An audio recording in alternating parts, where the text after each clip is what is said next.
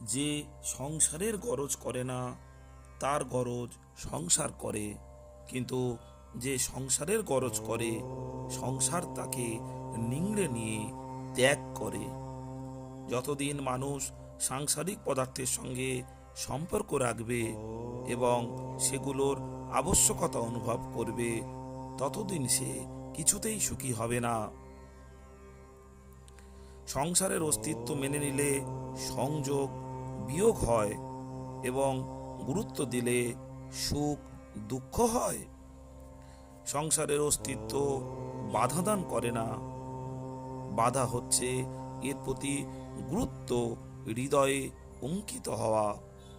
গুরুত্ব প্রভাবিত করলে সংসারের দাসত্ব এসে যায়।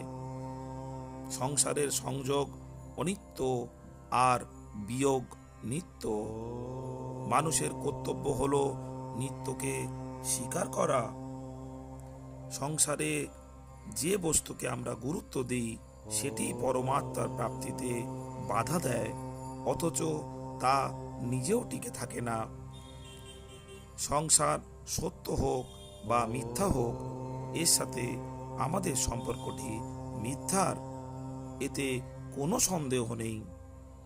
এ সংসার মেহেন্দি পাতার মতো, উপর থেকে সবুজ দেখায়, কিন্তু ভেতরটা পরমাত্মা স্বরূপ লালিমায় পরিপূর্ণ।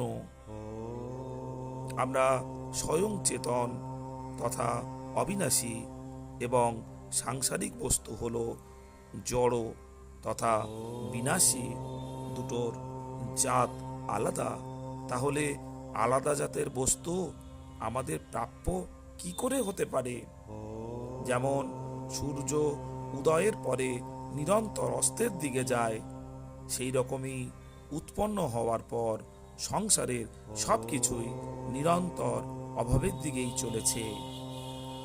সংসার বিজাতীয়, আর বিজাতীয় বস্তুর সঙ্গে কখনো সম্বন্ধ হয় না, কেবল মেনে নেওয়া হয়। অথচ এই মেনে নেওয়া সম্বন্ধই হলো যত অনর্থের মূল। এটি দূর হলেই মুক্তি স্বতঃসিদ্ধ। সাংসারিক বস্তু, সম্মান, কীর্তি, প্রশংসা, স্বাচ্ছন্দ্য, সমাদর আদির প্রতি প্রিয়তাই হলো পতনের কারণ। যা আসলে নেই তার অস্তিত্ব স্বীকার করে নিয়ে তাকে লাভ করা অথবা দূর করতে চাওয়া হলো অসতের সঙ্গ। ভালো থাকবেন শ্রোতাজন। নমস্কার।